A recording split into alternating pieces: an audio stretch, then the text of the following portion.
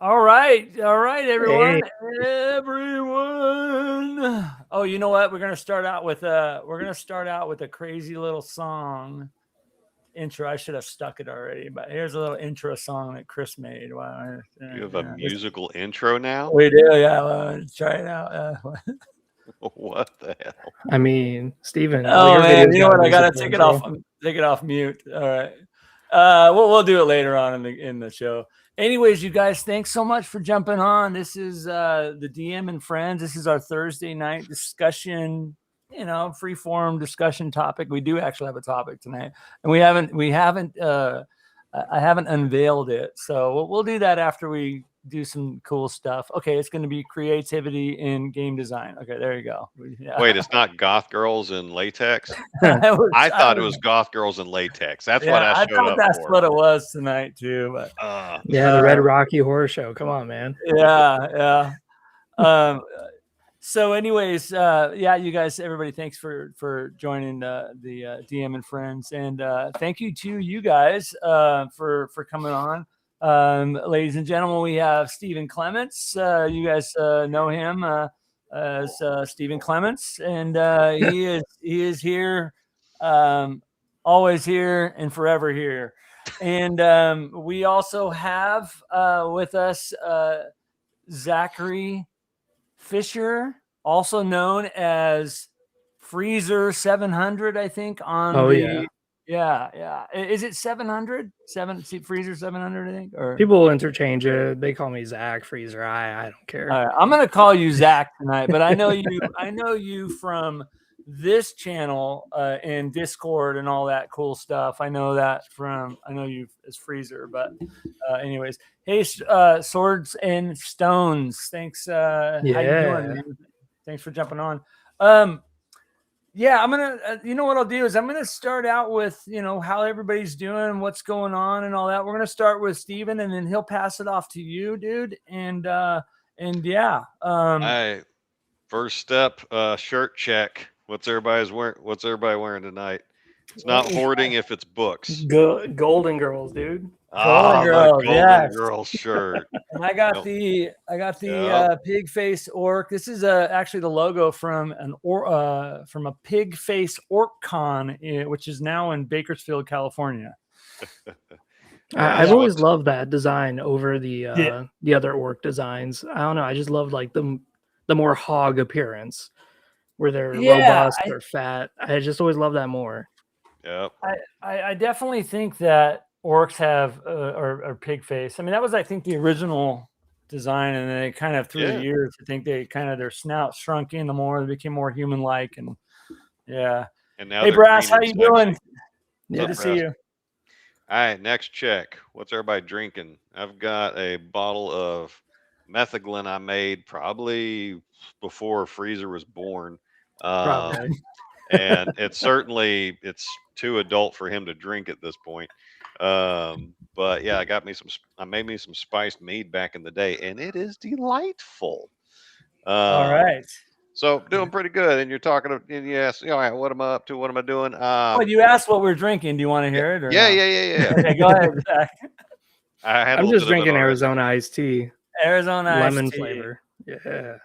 Okay, so I have a little bit of this is there's a little bit of cherry, there's a little bit of what is that, bitters, a little splash of water, and some not whiskey. What was it? What did I put in here? I don't know, something. Anyways, I thought you said Diet Coke. yeah, Diet Coke. Is that some of your non-alcoholic whiskey that you got? Yeah, no, it's not whiskey. I just went blank. What it is? Bourbon. Anyways. Bourbon. There we go. Yes. There you go. It's called a Kentucky 74 bourbon, and the way that they make it is they make it like normal alcohol would, and then they burn it off. They burn the alcohol off. Let's see. And Blair's having some water. I got some of that as a backup, a little dash of lime to make it civilized. But what's going on over here? So I keep plugging away, editing my dramatic readings of Call Me Tennessee, the autobiography of my Jewish hobo friend. And it's a wild ride. So if you want to check it out, you can listen to me read it for free on YouTube Yeah, on my you got a channel. couple. Did you finish that series? Because I've seen it pop up on me a lot. I've And recorded watched, all of it. okay, I've watched the And first one. okay, good deal. Thank you. Appreciate it. And yeah, that's like the roughest one too, because that's what he's at his most helpless because he's a little kid at that point. Yeah, But he gets into the exciting hijinks a little bit later on.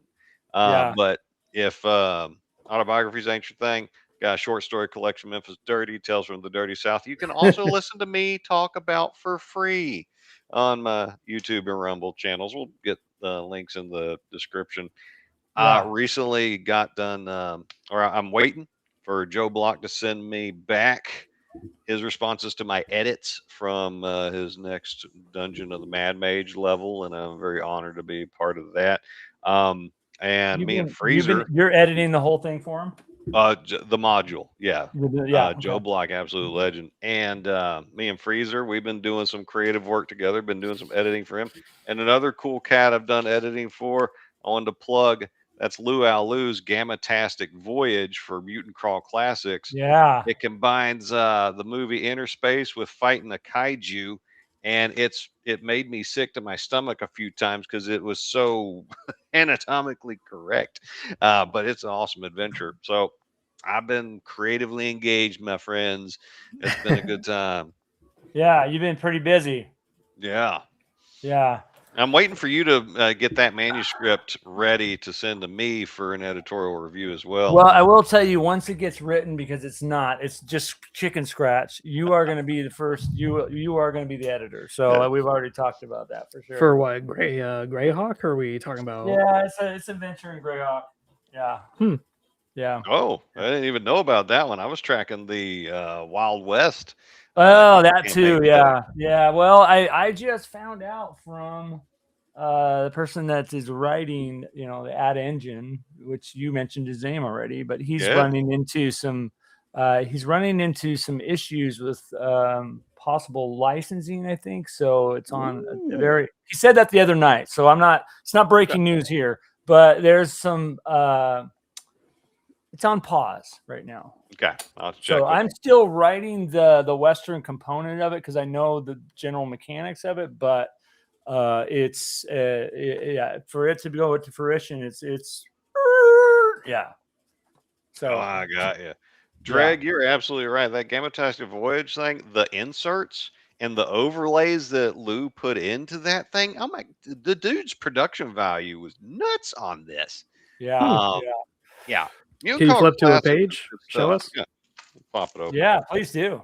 Um, Yeah, and by the way, guys, I'll put in the chat here. You guys should go over and check out Stephen Clements' YouTube channel.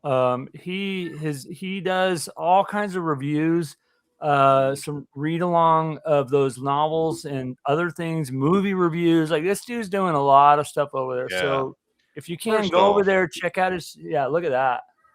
there's this map of a ship that you can go flying around in. Inside of something, and then you got this beautiful map on the interior, and he's Cool. got I always like that perspective on maps too. that kind of isometric. Yeah, you remember, like, I think the first time I really saw that was a lot of the Greyhawk modules. They did that kind of.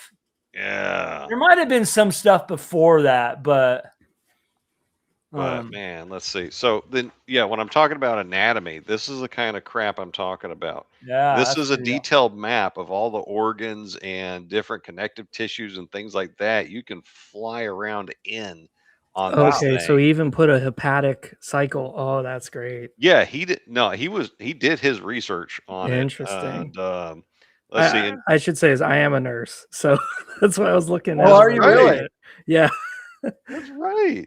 Yeah, and his interior artists are Morgan Houth and Santi Iborra, and he's very proud of them. He works with them a lot, and I see why he's proud of them. And one last good one here is a crazed robot with all kinds of attachments. I see the blade on there. Yeah, that's pretty good. Was there a backside as well to the creature, or just the front? There is a lot of stuff, and Oh, I left in the other. Oh wait, no, hold on. Did I have it here? I'm more curious if he has kidneys. That's why I'm. Okay, That's why and I'm so when I was looking. talking about overlay, look, this is a laminated overlay for you to put on the creature's body so you can map where all the different stuff goes. Mm. I mean, this is a transparency. Oh yeah, you Can can you put tell adrenal that? glands. Oh man. Can you tell that Lou is a school teacher based on his use of transparencies? But look at this crap. I'll give the monster diabetes in no time. Give me a And few minutes. and then you get another one here, cross That's pretty section. crazy. Yeah, Yeah. yeah. No, he went all out on this thing. He should be very proud of himself. And it was a honor to get to be involved with something of this magnitude. Yeah. So that was some cool stuff. So thanks for the excuse to brag on my boy there, Dreg. And glad that you checked it out too. Yeah. All right. So let's go to the comments real quick. So Blair, good to see you. Thank you for jumping on. Drag is here too. I already did a call out for Sword and Stones. Drag says, I love that DM Angelo knows what he likes, but barely knows deep gaming design concept like isometric. Yeah, I don't know of terms of anything. He knows what he knows, and it's all good stuff. How does he do it? He has transparency. Yeah. Yeah. You know, I knew it was isometric, but I just don't know. I don't, you know, I'm not a recall person. So, yeah, that's pretty funny. Dreg, I talk to that dude every day. He is probably the biggest contributor on our Discord channel and always has a great story. So Dreg, thumbs up to you. Yeah. All right, well, Steven, that's pretty awesome, dude. You got your hands busy, and I know you got some things going on, big coming up, which I'm not going to divulge, but still waiting for official words, but yeah, some big chomping at the bit deals that may involve kaijus. So we'll see. Yeah. So. And how was it in Florida today? You know, it was 70 degrees here today in Montana. And we got 2 feet of snow on Sunday, so that's a big turnaround.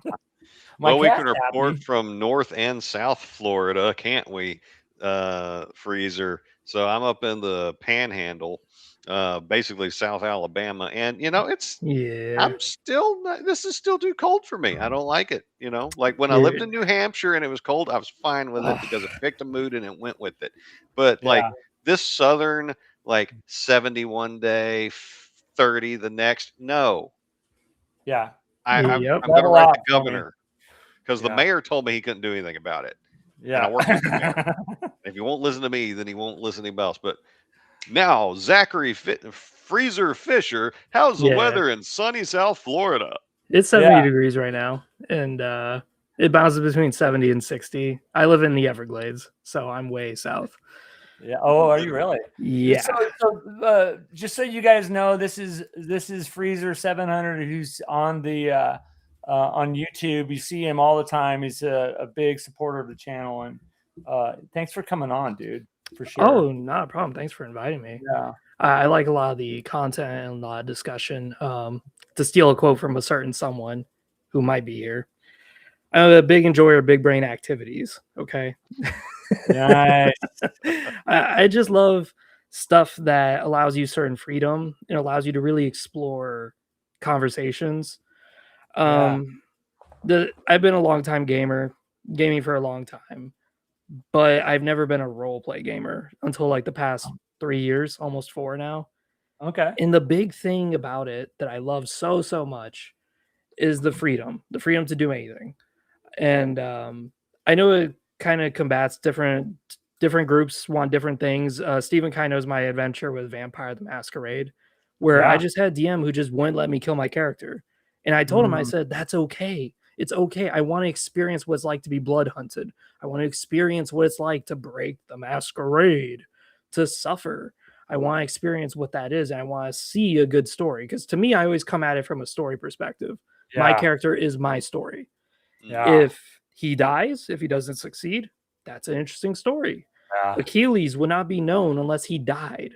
This is such a cool, interesting idea that I love to get into. And this is why I like old school style of gameplay, is because I like it having 6 character sheets behind me, because I know I'm going to probably burn through 5 of them. Good man. See, there's hope for the youth Yeah. as it is. I mean, he barely has hair on his chest. And yet he still likes the old school living the danger life. I love it. I love it. To you. Real quick, and I will interrupt every now and then just I want to make sure we acknowledge the crowd here. Advanced Fantasy Games, good to see you, and thanks for popping in. DM Leo, thanks for jumping on. Good to see you. You're flying in from Facebook, I see. So thanks for popping in, dude. Appreciate it. Good dude right there. 2 good guys right there. Yep. Yeah. So you've been RPGing for, you said, I think 3 or 4 years now. Yeah. What did you get your start in on gaming? Like what, So Steven kind of knows my adventure, and it's a very weird one. I didn't come at this with like D&D. In fact, I've never even played it. But my journey started with Legacy of Kain because I love the game so much. I used to do lore videos on them. You can still find them. But oof, zoomed up. Whoa. Yeah, there you go. Now we got you. You got the spotlight's on you. Yeah. But after playing Legacy of Kain for so much, I realized that there was a setting that was never explored, which is Kain's Empire. They always talk about it. They talk about how the clans would feud with each other, play games, and that there were minor clans involved too who weren't part of the original 6. And I was like, that's cool. What if we had a RPG on this? I don't know how to code. I don't know much about technology. My own computer is space magic to me. I don't know how it works. Yeah. But I can write dice rolling rules and mechanics. No RPG I've ever played. So I made this, and by me making it, 500 people started messaging me like, oh, you should play Rogue Trader. Oh, you should play Shadowrun. So in those 3 years, I've been playing so many different systems, seeing what they had to offer. And I didn't really like all of it, so I didn't incorporate any of it into my system. But I do love certain aspects of it. Like Vampire Masquerade is a very social game. That's more about social, just talking to people. That's really all it is. Yeah, it is. But if you wanted combat, Werewolf would probably be better. Or Hunters. Sometimes the Hunter's not really that good of a combat, but Werewolf's definitely all combat focused. When it came to World of Nosgoth, though, when I was making that, it's very different because Legacy of Kain is a very combat-oriented game, so therefore it should be combat-oriented. I know some people use it for homebrew. They'll mash Vampire the Masquerade to work for Legacy of Kain. They'll reskin it. I don't like that. I like innovation. I like creating new stuff. I don't like people reskinning things, because then I just keep feeling like the original game. That's why when I entered the design space, I was really disappointed to see it's all just D&D guys who would just release like one character sheet of a species, and they'll be like, boom, publish it. I made a game. It's like, all you did was make one species sheet. What is that? Yeah. Like, what is that? Yeah. They'll do that kind of thing. Yeah. But, it's tough coming up with a whole system. And you said you don't know how to code, but game design is a way of coding. And thanks, Sword and Stones. Appreciate that. Yeah, dude. Thanks so much. Yeah. And we got a Hilden reference in the comments. I knew Drag knew stuff. That's right, Drag. Yeah. He's a secret Hilden right there. Drag is like he's got a, I don't know if he's really good at Google, or that dude is amazing. He's got an encyclopedia for a brain. Like, I swear, Dreg is the dude that on my Discord channel will write me a chapter.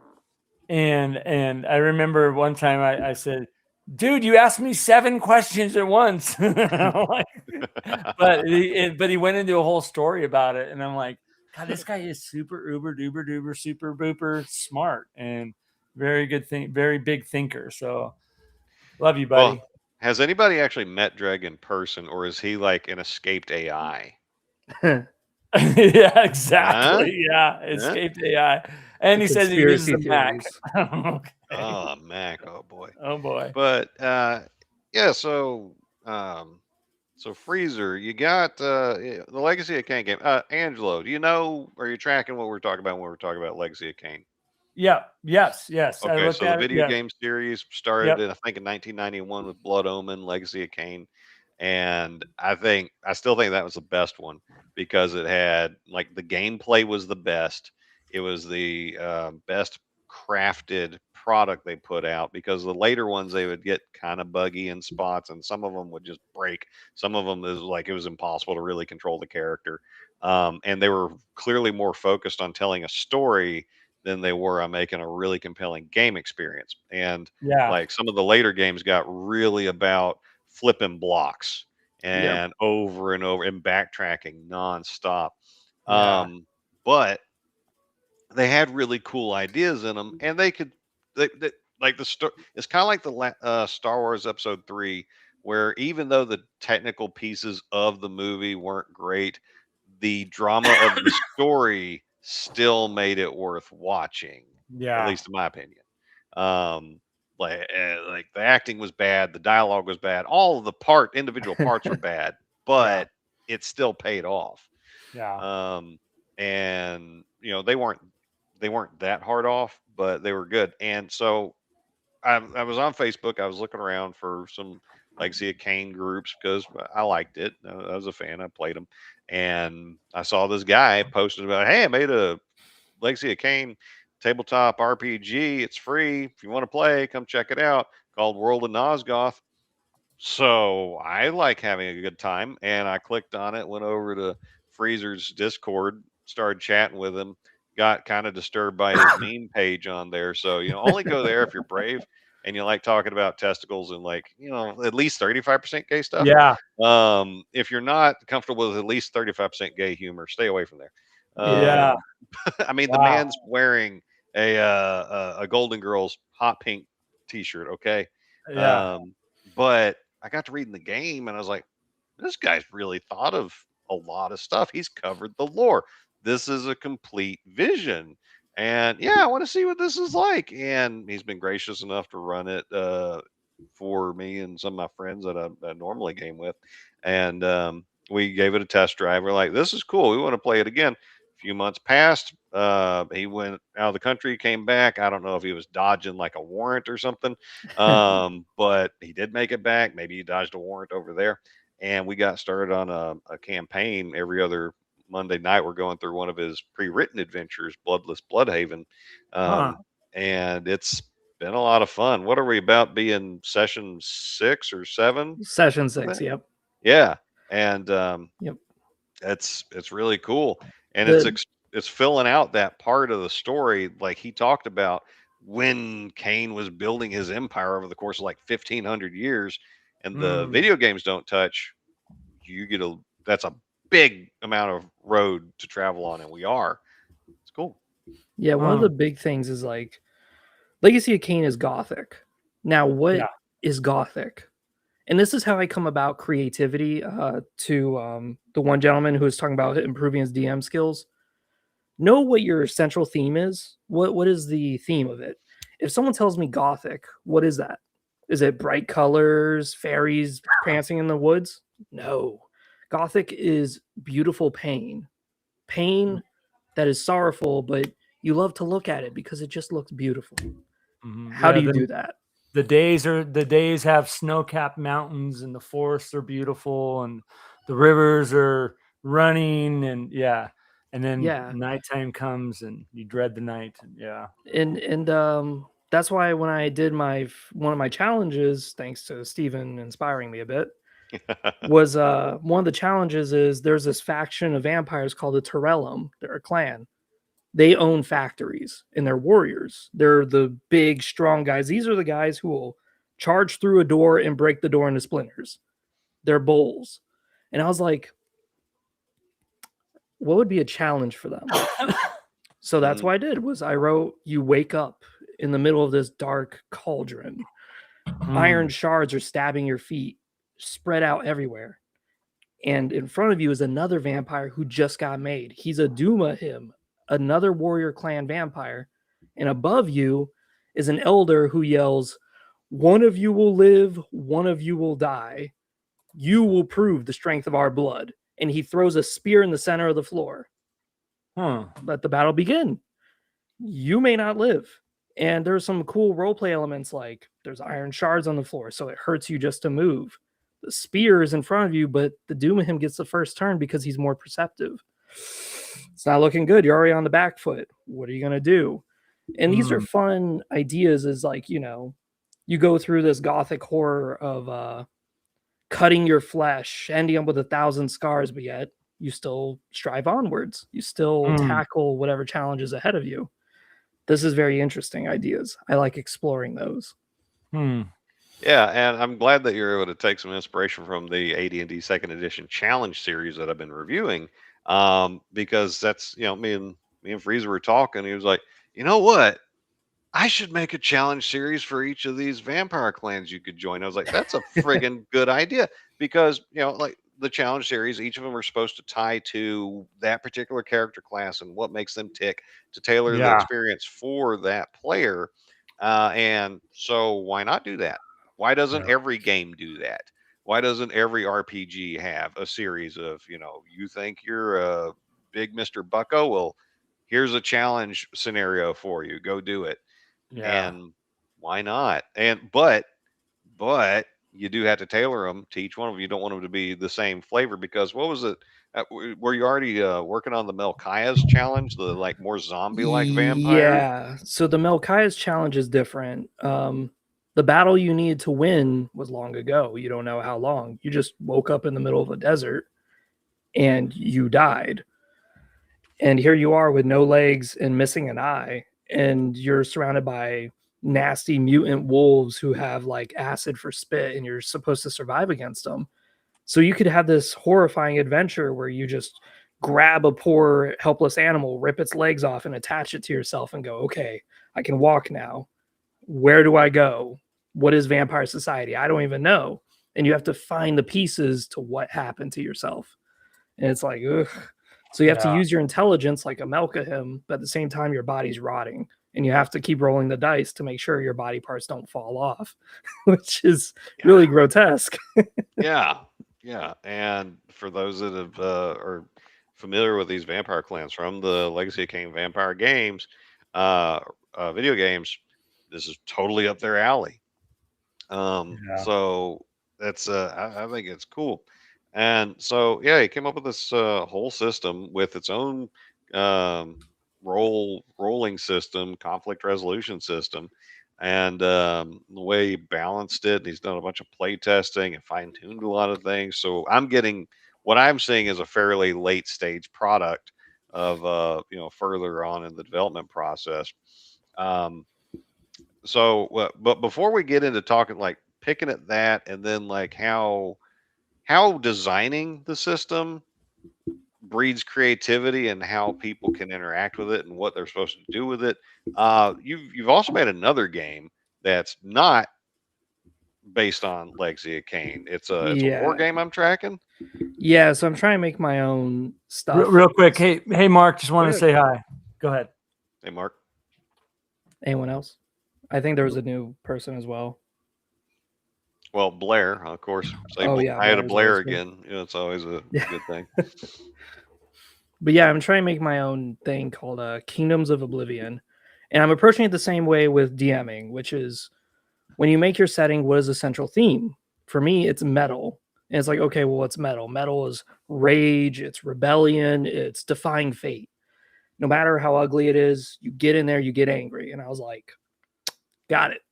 So I'm already writing a bunch of stuff for it. I've already designed the tabletop of it. It's starting as a tabletop strategy game first, and I want it to be interchangeable between an RPG and a strategy game. So you could help a village as a warrior, help them out, and then roll a charisma and a reputation and convince the young men to join you. Now you have an army warband that you can convert. Likewise, you could maybe join up with a faction and then get access to higher tier units like paladins and stuff like that. But a lot of the theme is this horror of metal, like what is defines metal music, what defines it. And you're going to see a lot of this moments where people are defying fate just to defy it, but they don't realize how bad it's going to work, like how bad this is going to go. Like, what's that feeling of when you've spent all your rage and now you're just cold inside? You're just sucked of emotion. That's what I'm hitting really, really hard. And it's really interesting right now. Like, I have a story I'm trying to write, but I'm not good of a writer, where you have this boy who's 18 years old and he wants to be a warrior like his dad. His dad was a clever warrior. He was a bandit. He was a rogue. He would swing his sword in front of you and then a dagger would just come out from his other hand. Great. But his grandfather is a brute. He's a berserker. He sometimes doesn't even have a weapon. He just grabs you, throws you on the floor, grabs a pile of sticks and just shoves it in your mouth and chokes you to death. He's not a good guy. And this boy, Renan, is trying to deal with this where he can't fight like his father and he hates himself for it. But he can fight like his grandfather. And every time he does, he feels like it's a loss, like he didn't win the fight. And that's what he's got to tackle. That's a very in-depth emotion where he's just so mad at himself because he can't be like his dad who's dead. And he can only be like his grandfather who he hates to a T. It's like, ooh, this is very interesting ideas. Interesting. And you're thinking about making that into a module or like a short story to support? I was making a short story. Yeah. Oh, okay. I was like, man, that's going to be complicated to like operationalize into a module, but short story. Okay, got it. Huh. Yeah. That's very cool, man. There's a lot more you can. That'll be way easier to do. Yeah. Yeah, and that's the thing is that when it comes to creativity and role playing, I think people really need to tackle themes. Too often people just kind of come at it with the story and they say, "Oh, I'll just rock this." And it's like you really should research what the theme of that story is supposed to be, and before you know, you can cultivate emotions that you never thought you could evoke in people. Yeah. And that's cool. I like that. Yeah, and a key part of enjoyment, both in whether you're playing through a game or whether you're reading a story, is the element of surprise, the thing you didn't see coming. And see you later, Sword and Stones. Thanks for coming by. Hey, take care, man. And so, see you, man. While you got plenty of everything, most everything that's been made into a role-playing game has been done by somebody somewhere before, for the most part, or a variation on a theme of it. But what's a little twist that you can bring to make it your own? You know what? Since I'm already on this tangent, I'll go down it. But then I want to get back to talk about wargaming with both of y'all. Is that, speaking of the Legacy of Kain series, so the original creators of it, Silicon Knights, they had in mind a gothic dark fantasy with a touch of weird fantasy setting, and it was going to be very recognizable to like pretty much any D&D player. But then they got in legal troubles and combative personal issues with the publisher. They got ousted. Publisher owned the rights to the Legacy of Kain series, and they were like, okay, we want to do a sequel. And some of their employees had this other idea for a completely separate game called Shifter that involved you playing as a fallen angel who rebels against a god who's been corrupted and all his other corrupt minions, and hijinks ensue. Well, so the publisher told them, well, why don't you roll that story and just make it a Legacy of Kain product? And the writers are like, well, these aren't the same story. How do we make them fit? And they made them fit by logically extending some of the all the concepts in the original game to incorporate these things. And so that's a huge element of surprise for all of that. But I think they pulled it off. But the twists don't stop there because okay, they had a trajectory to go with. But then the publisher was like, okay, we don't want you to put out this completely finished game because we want to make a franchise. We want to stamp out one version after another to really milk this thing, which I think was a huge mistake on their part, but they did it. And So now you had to chop off the actual ending, leave it open for a sequel, and by the way, you have a year to make a sequel. And they're like, we weren't planning on that. And at the same time, they were like, okay, and we want another game in the series, so go ahead and be co-developing that one. And they gave it to this guy who hadn't worked on the original ones, but he had this idea for a game, or for a, it was a comic book or a game, I can't remember which, called Sirens, where there was a city that used to be fantastic, kind of like an idyllic Atlantis, high power, everything's, like a city of the gods kind of situation. But something happened where the immortal rulers of it separated their evil and good essences. So you had demons on one side and think angels on the other side, and the demons were in charge, and the whole city was going to hell for literally for like 10,000 years. And he was like, well, I got all these ideas. I'm going to incorporate it into the Legacy of Kain franchise, which a lot of folks looked at and were like, what the hell is this doing in my Legacy of Kain series? Yep. But I think it worked. I'm a fan of how they did it. And then the people who were responsible for doing the last game in the series were like, okay, now you have to bridge all these conflicting ideas together in a satisfactory way. And they're like, how am I going to do that? And they had to get creative in how they wove these storylines together that originally were never meant to be together. But how could you explain them being together? And that creative exercise, I think, came up with a really compelling world mythos that I want to see more of, and a lot of people want to see more of. I would compare it to, if not the depth of detail of the Elder Scrolls mythology, because that's had way more time to do it. Oh yeah. It's worthy of a standalone thing, and it's awesome. And so when this guy came up with a game where I could play with that more, I was like, yes, let's do it. So, ideas that on their surface don't look like they would go together, don't answer the question of, do I want them to go together? Answer the question, how do I make them go together? Hey, Agile Monk, what's happening? One of the So let me answer his question really quick here.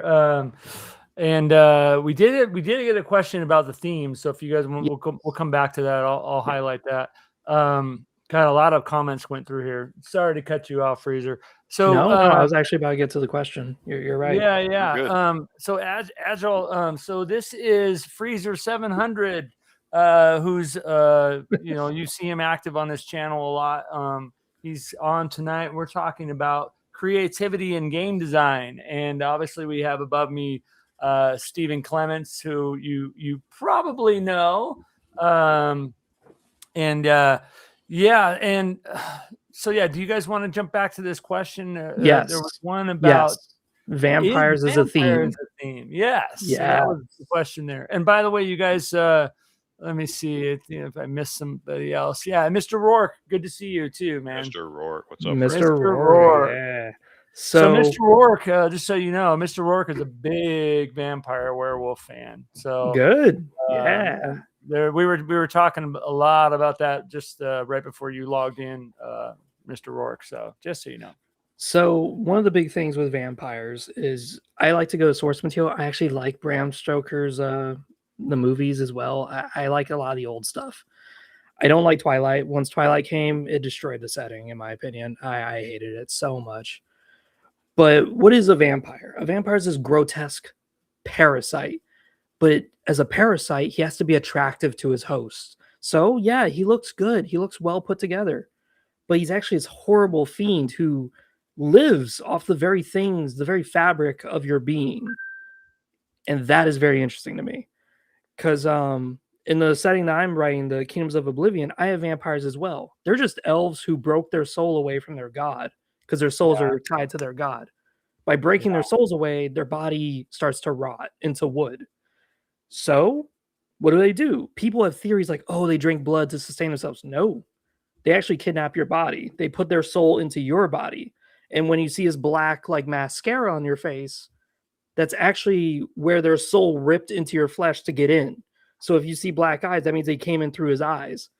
Yeah. This is metal. This is very interesting. That is pretty metal. But that's what a vampire is. They're a parasite. they're living on something that's the very foundation of your being. Maybe they live off of your independence, so they slowly rope you in and make you more codependent on them. That's a very interesting idea, topic of, I want to write vampires, but I don't want them to do bloodsuckers. Think about the root of what the theme is, what makes it interesting. Steven, you were going to say something? Oh, no, that's neat. I wasn't expecting that. That's cool, though. So the Kingdoms of Oblivion. All right, so war games.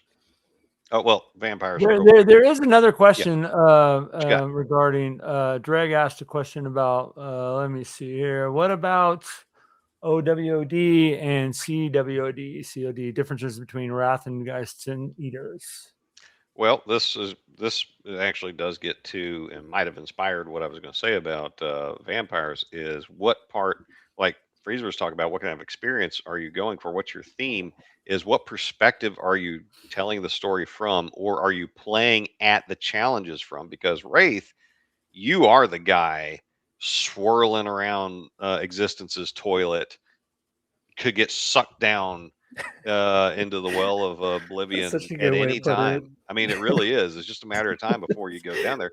Whereas the Geist, if I was thinking of the limited run where in old World of Darkness, where you were going to do ghost hunting and you had the machines to go across. I'm sorry, that's not the same as Geist New World of Darkness.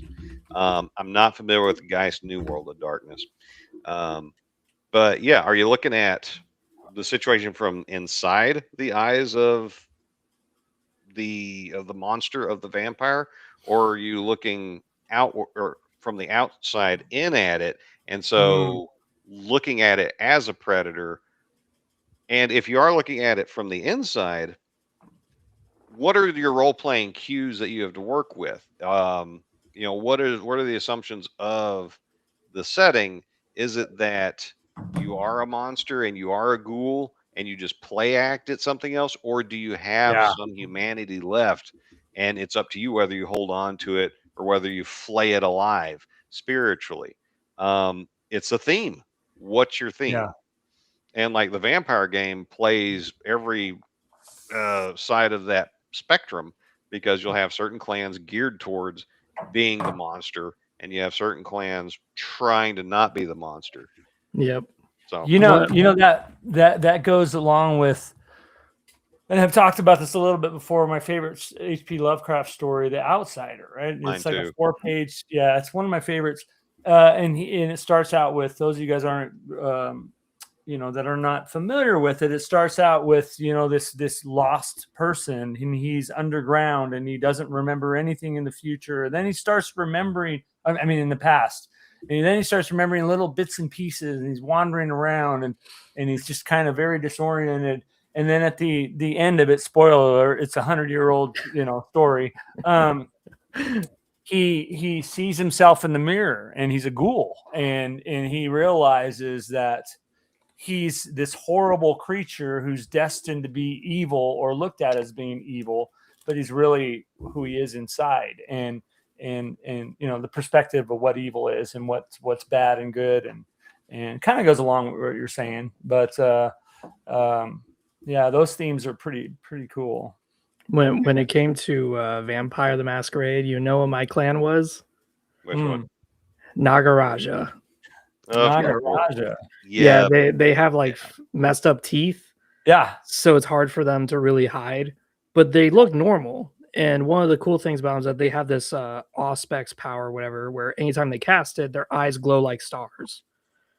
So, you're kind of a walking masquerade breach whenever you cast that. But one of the cool things about them is that they're necromancers, and I specialized in spirits, and I would usually have wraiths underneath my coat at all times, and I would and that's why the DM didn't like me, was because I was siding with the Camarilla, because my character liked old people. He liked experience and knowledge that they had, so he was trying to get in good with them. And he's like, let me mess with the Anarchs by doing a poltergeist in a building next to their headquarters, which is just this cataclysmic release of spirits into the world. He was like, no, we're not doing that. And I was like, but that's what my guy wants. That's what I want to do. And my guy doesn't realize that by him doing that, the very people he's sucking up to are going to kill him, because they're going to be like, what did you just do? That's interesting story play of a guy who's trying to suck up, but he did it in the wrong way. He ended up being more of a Sabat than he was a Camarilla person. Oh, see, I get why your DM gave you crap, because you were picking the obviously wrong faction. Nagarata. Sabat all the way. Yeah. If you're going to be a child of Cain, be a child of Cain. But real quick about the Outsider, I like that one so much. I narrated it. I just sent you the link for it, Angelo, if you want to check it Did out. you? Let's put it in there. Oh, Yeah. yeah, the Outsider. Yeah. No, that's a great one. One of my Yeah, favorite. that literally is one of, and not because it's, my brain doesn't can't concentrate probably halfway because it's a small story. I do like short stories. Well, it's a good slam personal dunk. horror game, or a personal horror story. It is totally. And Yeah. it's got a degree of like personal sensitivity that Lovecraft normally doesn't put into his stories, because he's talking about gibbering things and people going mad. This is something more sensitive and tender, which is cool. But Yeah. one of the my favorite short story authors is Edgar Allan Poe. Yeah. I feel like too many people like him, but they don't understand any of his writings. It's such a weird situation where people love his writings, but yet they don't understand it. One of the most popular ones I've seen is Cask of Amontillado. People say, "Oh, it's just a guy who buries a dude in a crypt," and I'm like, Great story. That's not what it's about, though. Yeah. In fact, Edgar Allan Poe is the master DM, the master, because he's unreliable. If you read his works and you argue with it every step of the way, you'll unlock a new part of your brain you never thought so with literature. One of them was like the Cask of Amontillado. He says, there's my dear long friend who's done me 1,000 scorns, 1,000 injuries. He doesn't even know the dude's name. It's like, do you know this guy? So if you start yelling at the book and you say, dude, I don't believe you. Next page. Oh, he says he's a mason, so I held out a trowel. Yeah. Are you an idiot? You don't know this guy. You're just killing a random dude. And then you flip the next page. So it's such good writing, though, because it's all of his books. If you just argue with it, you start to realize there was a lot more to it. He's not purposefully misinforming you. He's not getting his facts wrong. No, he is unreliable. And it's such a good DM tool to use to study how you can orchestrate NPCs and factions to give the players information that they think is good. Yeah. It's not. Yeah, that's a great story. That's a good insight on that too. Yeah, what's your job as the reader, the consumer, the player? Is it to just uncritically accept whatever's given to you, or is it to wrestle with it? Because a lot of folks think that the Bible's boring and droll and this and that. No, if you pay attention to what's actually going on, and you don't even have to pay that close attention, you just have to read it and then imagine in your mind what that scene would look like. Holy crap, there is some messed up stuff going on in there. And people assume Jesus is boring, like pacifist hippie type. He hand wove a whip to go after bankers in the most sacred site in his religion, while smack talking them while he was hand weaving the whip. Okay, I mean, they wanted him dead for a reason. That's a strong feeling to have. Is I want to get the Roman governor to kill this guy. So no, it's not boring. And so next time I read some Poe, I'm gonna wrestle with it more. On your advice. Try to argue with it. Every time you read a sentence, tell them, nah, I don't believe you. And then you try to rationalize why you're saying that. And you start rereading and you're like, yeah, I am right. I don't believe this guy. Every single one of his writings are very fascinating. Like, did this guy actually murder him, or is he just saying he did? I don't think he did. It's very fascinating. I love that. So before we get back to the war game question that I had, all right, what literature do you mind for ideas or inspire you in what you make? For what I make, it's actually music. Okay. So there's a beautiful song. I love it. And it's because I actually made a character who's based on it. Is oh God, I know it's by the band Seether. Nobody Praying for Me. Very interesting song, very interesting lyrics if you decide to read it. But the idea here is I made a character who was the first vampire. He thought he was enslaved, so that's why he broke his soul from his goddess. He's the first vampire, and he hates slavery. That's like his whole thing. Is he just frees people? He doesn't care what race you are, whatever. He doesn't even care if you're going to try to kill him afterwards. He just hates slavery. He believes everyone should be free like birds. And that's the main thing of all of his conversation dialogue is he speaks about nature because he's an elf. And because he's the first vampire, all the elves banished him. They're like, no, we will kill you on sight. And all the vampires who followed him, they wanted to learn his craft. And he taught them because he thought, yeah, the goddess is enslaving our souls, so let's all be free. No, they did it to enslave others. He hates slavery. So now here he is. And the song Seether does it perfectly. It's like, I'm the whisper lost upon wind. I am the swallower of anger. I am the fruit of hatred. Like he is anger manifest, where he just hates everything about himself. He hates every vampire. He's on a crusade to kill them all. But it's very interesting to have this inherently evil, but he's actually not. He's actually a good guy. And I think that's really beautiful. Dante's Inferno, though, for literature, I love that book. I love that book a lot. I reread it a lot of times. Classic. Yeah. Well, cool. What about you, Angelo? Inspiration?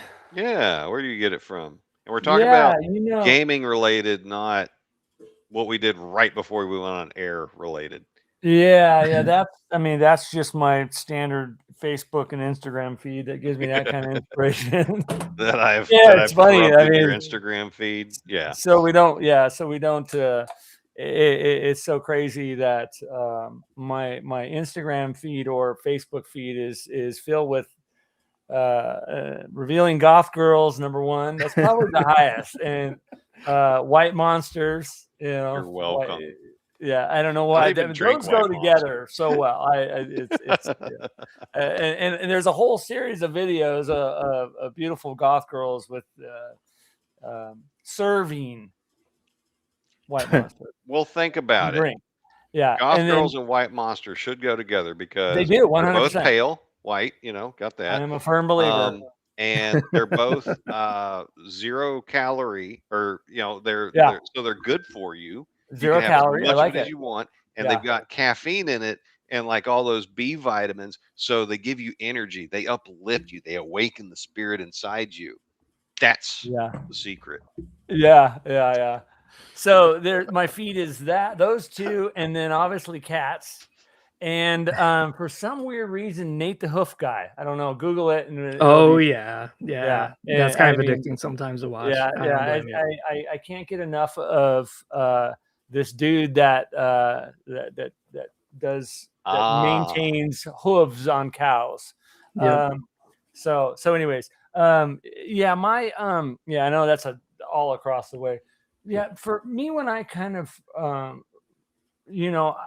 feel like I pull from for gaming modules. It's funny you said music, because music is, back there, that's my record player. There's an album right next to it that I was listening to before this. And then down there is all my collection of, and I'm mainly in the 80s, post-punk 80s, goth music, anything 80s, to be honest with you, in 90s. So that is a huge inspiration is music. And I like that. I like that you even said that, because I think realistically music's what makes the world turn around, not around, but turn.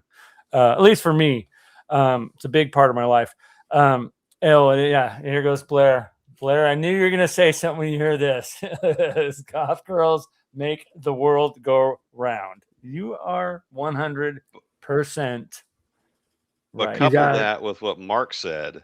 So fat bottom goth girls make the world go round. Because the meme is about big titty goth girls. Don't sleep on them big booty goth girls. Yeah. I prefer my chest. What if they are both? Well, then you're eating good tonight. That's what you're doing. Your bill is $500 an hour. Enjoy. She says lies.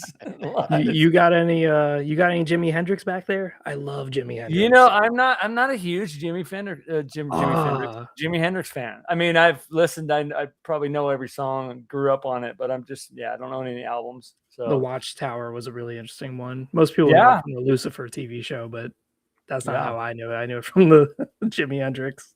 Yeah. So what were you listening to before you got on, Angelo? Nope, he's got to get up. Well, Echo and the Bunnymen. What? Crocodiles. Yeah, they're expand yourself. We gotta see is better. And okay, all right, yeah, all right. Well, Use it's a both group hands. called Echo and the Bunnymen. Echo and the Bunnymen. All right. Yeah. Crocodiles. Interesting. They were big in the 80s. They're a big kind of goth. Oh, Lips Like Sugar. I know that song. Yes. Yeah, that's a good one. A Gulf Coast. Kind of new wavy, along those lines. Cure, Smiths, Yeah. I heard a good cover of that from a Gulf Coast based goth band called October Noir, and I swear that dude's voice is just like, oh crap, it's just the guy is dead now, but he had such an amazing voice for being a goth rock group. Oh, it'll come to me. But Angelo, did you ever hear of Information Society? Of course, yes. I think it was the lead of Information Society got hired to write the music for Legacy of Kain Soul Reaver, and you can really you can tell. Yeah, look that up, Freezer. That's a true story. Yeah, the music was pretty good. Not gonna lie. And it's funny, like you guys brought that up. I'm familiar with the game, but I was never a big video game player. So, I have never specifically played that game, but I'm aware of it and aware of the themes, but I never dove into it like you guys did. So that's the beauty of when I was designing this.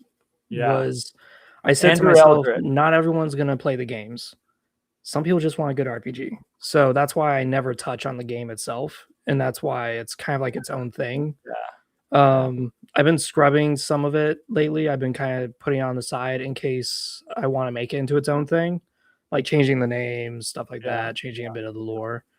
Yeah. But yeah, I want people to come in and be interested to play as vampires. I don't really care if they tackle the main themes of like Cain and Raziel's conflict. Yeah. I don't care.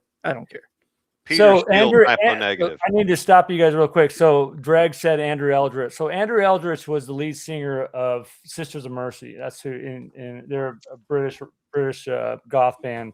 He's still alive. Andrew Eldritch. What's that? Andrew Eldritch. Yeah, Google him. He's got a really amazing voice. But I just saw a video there, like Peter Murphy and stuff like that's for the lead singer from Bauhaus and. Yeah. So yeah. I was thinking of Peter Steele, typo negative. That's what I was thinking of. Typo negative, Peter Steele. Got it. Okay. Because people don't realize with music is that like Metallica, most of their music is based on Cthulhu. Yes. Yeah. Right. Most of their songs are based on Cthulhu. It's great stuff. Yeah. Yeah. Yeah. It's funny. Their early stuff, like I don't know much of any of their kind of, but before and around Ride the Lightning, that album, that if you listen to the lyrics of a lot of their songs, I mean, that particular album alone was just freaking amazing. Like, I think that song was kind of, I mean, I'll probably misquote it, but it was a very strong kind of, it was like battling depression, I think was what the theme of that particular song was. But yeah, anyways, it's ringing bells. Music is where it's at, dude. Seriously. Angela just sent you the link, YouTube link, so you could check out the October Noir cover of Lips Like Sugar, so you can see. I will. Yeah. I'll put that in the chat too. There you go. Typo negative. Wow, Steven. Yeah. So kind of to back up on answer my the question you asked. I know we're long-winded because we kind of went sideways. But You're having yeah, a good time. music and you know, and books. I mean, and movies. You know, the fact that you said Bram Stoker's Dracula, I think that's one of the best representations of Francis Ford Coppola did. I will say that I'm a huge fan of a lot of the older, Universal monster movies. So I've probably seen them all 55,000 times a piece, from The Mummy to Frankenstein to Dracula to Dr. Jekyll to all the spin-offs of the, up to Abbott and Costello too. That was actually pretty, I love all those ones. One of the big things that Gary Gygax wrote in his role-playing mastery was research. And what I found so fascinating about reading old literature like this is they say some things that you're like, what is that technology? What are they talking about? And you kind of realize what it is through research. One of them was Bram Stoker's Dracula. He talks about blood transfusions. They're not blood typing. They don't know blood types. They're just, hey, you're close to her. We're going to stab you with this needle and you're going to feed her some blood. No idea about blood typing. And they even kind of talk about some symptoms of blood rejection, but they don't know what that is yet. And me as a medical professional, I'm reading this. I'm like, yeah, you may want to stop the transfusion because she's about to go into shock. No, they switch it to a different person and they just keep feeding her blood. And I'm like, oh my God. So you're a medical professional. So you're a nurse. So I'm an ICU nurse. Yes. You're an ICU nurse. Oh, okay. Yeah. I've been doing it for about 7-8 years now. Yeah. Oh, nice. Yeah. Do high schoolers do that? What? Yeah. I'm 29. So 29. I know, I'm an old wizened man. I know. It's the new 17, huh? Yeah. Okay. Yeah. But when it came to like being in a small town, we get to interface with them quite a bit. I'm a first responder, EMS, so and firefighter. So we deal with the emergency room quite a bit. Yeah. And hats off to you. Good job for doing that. Yeah. And I mean, it's pretty interesting stuff. One of the fields I kind of tackle with was this is kind of where like the whole anger and stuff with Kingdoms of Oblivion tied in, was I wanted to kind of capture an emotion everyone deals with: loss. Yeah. Loss is very anger. It's very anger inducing. And I see it all the time in my job where someone's crying over like their 100 and some year old grandma.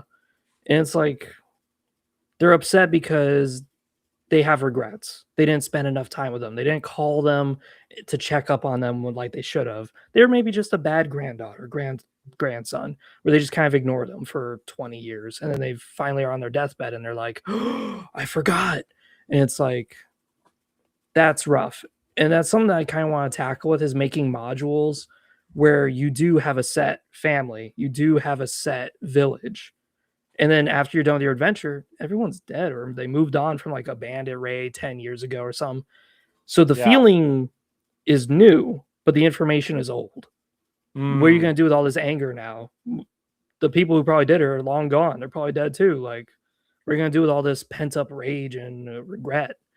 It's a very, very, very interesting thing. It can get dark, can get light, depending on how you do it. Yeah. But I think that experience has definitely helped me a bit with cultivating this. Yeah, it's interesting. Grief in a role-playing game. So I think you might want to give Vampire another try, man, just with a different DM. And not with V5, because it was sounding like you did V5, and that is the markedly inferior version. That's the Tumblr version of Vampire. Where you didn't really read the lore and you just you get frustrated with the details, so you just kind of cram a bunch of stuff together. They moved it a lot too. They moved the lore a lot. All the books back there I have, and the only version I played is 1. So that was a good one. Yeah, that was a good. The only. Yeah, I play like 1.52. That's what I do. Vampire of the Dark Ages would be my favorite, but we got some good music selections going on in this chat right here. I saw you share what was it, Agile Monk's list of faves, bunch of quality stuff. It ain't all got to be goth industrial. No, not at all. I like all. I mean, I've gravitated toward the 80s, right? I gravitate towards that.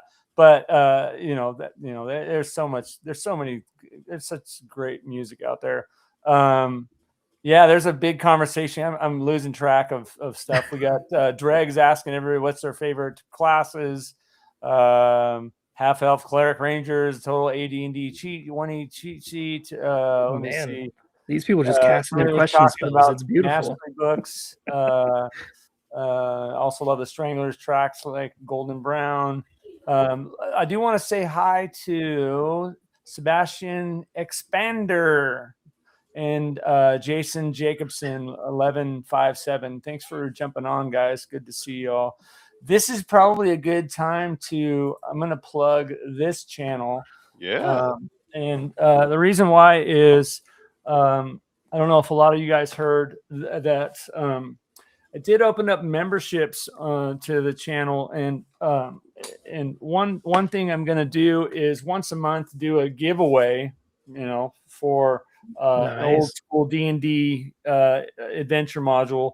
And you do have to be a member of the channel to do it, because I don't know how I could even get a 2,300 sided die and roll randomly for all the subscribers, but because that's what I'm going to do on the last live stream of the month. I'm going to put put it all on paper and roll randomly, and that'll be the winner, and I'll ship the module to you. So I got stacks of modules that I'm going to go through. I'm going to do it until I run out. So anyway, yeah, looking forward to that one. I want to see who wins this one. So I think that the first one I'm going to do is I just forgot, Silver Princess.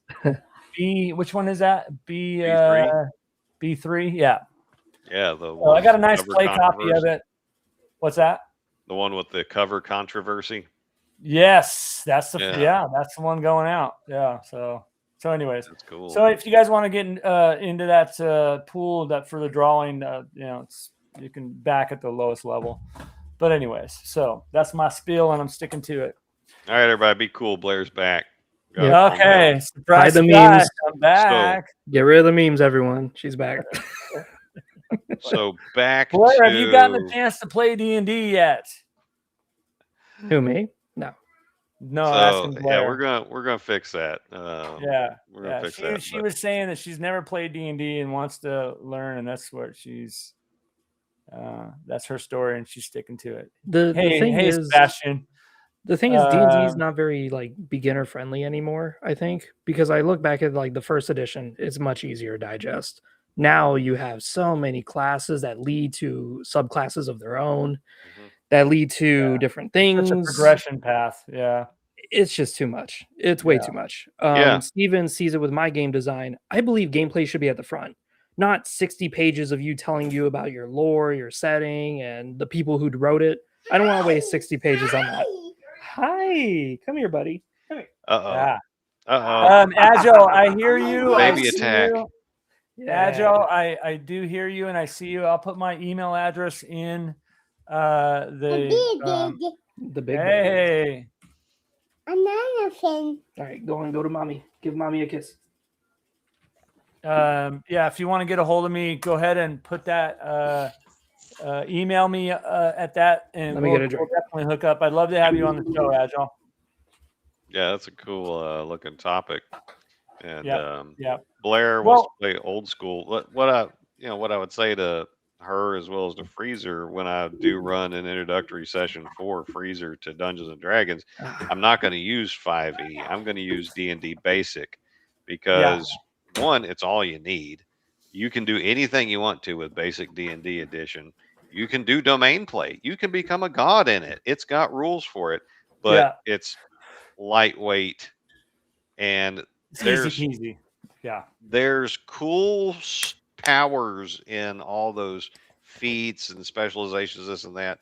But at a certain point, there is an administrative burden for running the game, and the more rules you have, or the more code you have, the longer it takes a computer to run it.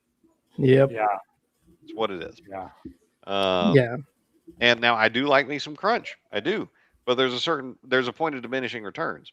And basically D&D third edition is where I kind of got off the train because I was like,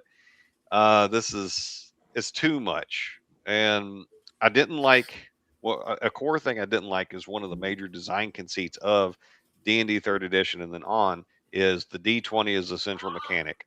Roll a D20 and roll high pretty much no matter what you're doing.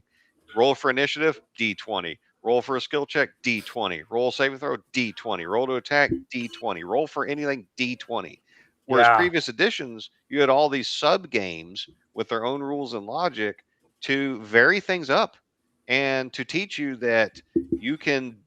There are different ways to resolve conflicts or to figure out what actually happens at the table. You might need to roll D20 or roll high to hit something. But to make a skill check, you need your ability stat and to roll under it, because like Professor Dungeon Master has put out a good critique of the D&D 5 edition and beyond. What's the point of having an ability scores when all you need is the derived plus or minus that comes from it? Why don't you just get those? Because the ability score is useless. Well, in 2nd edition and before, your ability score made a difference. Yeah. Because if you had like a 7 in intelligence and you had to roll beneath it, your chances of succeeding were bad. Whereas in 5e, if you're just a hot roller, then it's no problem for you. You can make it anyway. Whereas if you like took the time, bought the proficiencies, bought up the skill, this and that, had a high ability score and rolled under that, you're good to go. And then percentile systems for system shock survival, to see if you survive that, and all kinds of other subsystems. And then D&D 5e, while it gives all these like cool bells and whistles for the player character itself, for the world around them, it doesn't really give much, and it in fact nerfs the monsters. And so these are all intentional design decisions. But before I go off into all those other directions, just what dice do you roll, and what's the design philosophy behind that? Because Freezer went an entirely different direction with his conflict resolution mechanic in World of Nosgoth. He went to kind of a AD&D 1st edition, like to hit chart, not THACO, but pre-THACO. But it's even different from that. Can you like show us an image of your roll table?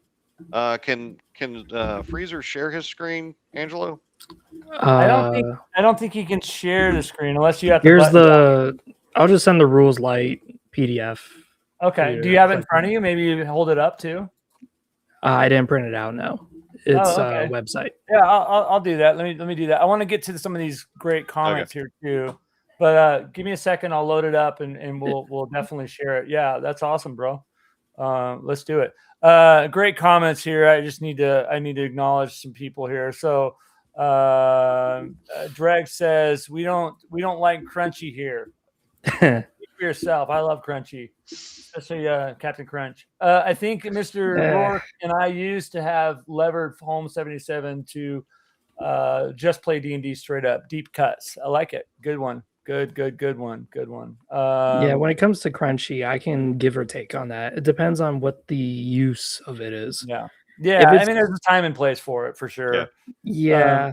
Let me get to this next comment. So Agile said, he said OSR and OSR NSR adjacent games are the way to go. Older D&D, Castle Crusades, Shadow Dark, etc. Yeah, it's funny. I've taught people how to play in AD&D and had great luck. I'll say one thing I'll use Beckme at cons, and the reason why, just because it's faster, combat is faster and stuff like that. So I use that in con play, not all the time, and I'm not going to be this year, but there's some games that I run specifically Beckme, because I don't see a difference between the two. I just don't. I don't see. There's not much. I mean, you can, if you want to concentrate on the differences, you're going to lose your mind. There's more similarities in the older versions. There are differences. So that's my story. Sticking to it. I will defend that till the end of time. Another thing, Agile did say, Angelo, I'd like to have me and my son come on the show, talk about that. We're definitely, it's funny. I was going to reach out to you. I just don't know how to, but email me. Okay. Sebastian, this is a great comment. Thanks so much. I'm thrilled to be able to join you guys. I have been checking out your channels for a while now. I really appreciate those Ernie Gygax life interviews you did, Steven. It was fantastic. Super cool stuff. Hell You guys yeah. need to go to Steven's channel and check out the cool stuff he did. He just did, it was the Fighters Challenge, right? Fighters That was- Challenge 2 for AD&D second edition. Yeah, did and a he's review done That of was a that. while ago. so Yeah. many reviews. What, maybe 3 weeks ago, probably? No, released? Fighters Challenge 2 was just, I think, like 1 or 2 weeks ago. Yeah. Fighters Challenge Um, 1 was like a year or so, 2 Yeah. years ago. And buckle in too, because he goes in deep and he goes in thorough, and it's a really in-depth video. So Well, we talk a lot about design considerations, what works, what doesn't, what makes Yeah. sense, what doesn't. Yeah.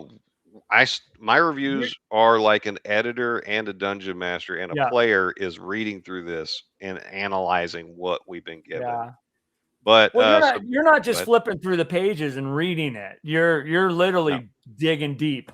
This Yeah. works. This doesn't work. Boom, boom, boom. Yeah. so if you're Yeah. into RPG design, check it out. It's a good like case study of each one. But Sebastian, thank you on particularly the Ernie Gygax interviews. I was Chris Clark, dear friend, told me that hey, Ernie might be about to kick it pretty soon. If you want to talk to him, I want to do it now. And I was like, well, obviously I want to do that, but I didn't want to talk about gaming stuff because there's plenty of other folks that talk to Ernie about Yeah. gaming. I wanted to learn about his life history, record that. And each episode we did, he got better and better and better until eventually I was like, Yeah. okay, we can come back later and do more of this. And then all of a sudden he was gone, man. That sucked. I like the guy. He was a really sweet it's guy. really a blessing that you got to talk with him the way you did. So Yeah. that's really cool. That's permanent. You know what I mean? It's forever. That's an important part of what I'm doing is trying to record life details about the folks in our hobby. And when Chris finally gets all his Castle Wolf Moon stuff out, at least the parts that had Ernie's last contributions to it, I interviewed Ernie to get all that. And I recorded that. And so once the product comes out, I'm going to release that interview so you can see Ernie as a game designer working it out. Yeah. And because it was impressive to watch. Yeah, that's going to be really cool. I know that you got to wait till the project kicks off, but I mean that's going to be really, really great. That's going to be awesome. We'll definitely be talking about that Ernie. a lot. To Ernie, yeah, definitely, yeah. Just gonna finish my water. So another comment, Blair Blur, who is our unofficial channel mascot. I'm just going to throw it out there. She says, "Welcome, Sebastian."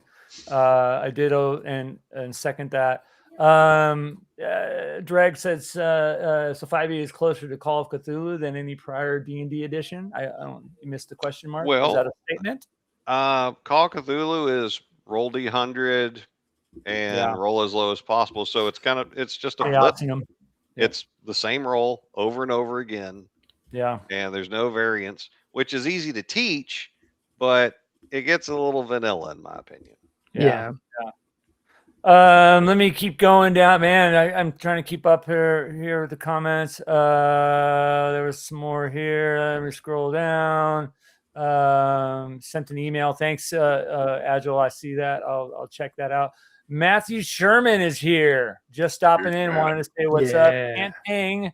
I have family stuff, but couldn't entirely miss out. Thanks for jumping on. Good to see you and really appreciate you, man. Dreg, there are Freezer is right. Different crunchiness depends on the quality than crunchy does. I agree with you. One of the crunchiness I mean is like Shadowrun. I had one DM who tried to make me account for all the bullets inside my drones, and I was like, I'm not doing that. That's not happening. Because the drones have miniguns on them. I'm like, I'm not calculating. I've never played Shadowrun. I've never played it. You know, it's funny. Joe Blocked was talking about it the other night. He's like, I don't like mixing genres, you know. But, so Shadowrun's very fascinating because it has really hard limitations based on your race. Class kind of matters, kind of doesn't. Yeah. But I really did love that. I love that idea of just playing as a mage of some species that really sucks at it. Yeah. But the only issue I have with Shadowrun is creativity design. They waste 80 pages. Yeah, that's too. I can't handle rules heavy stuff. I can't. I back off. But it's not until you hit page 80 that they finally talk about stats, classes. Creating a character. Too much fluff for me, dude. Too much fluff. I gotta stop you. I'm sorry because we got something big that just happened. Drag Daredevil. Okay. Not only am I a member, I am also the president. You are, Blair. You are the president. Sebastian says, "Good to see you, Agile." Sorry, guys, I need to go through this. A hair club for men from Agile. Yep. Okay, I like it. I'm so glad I still have my hair. Oh God. Yeah. Sorry, I missed your chat with Tenkar. I was working. Yes, Sebastian. And then here's the Agile Monk. You are an animal.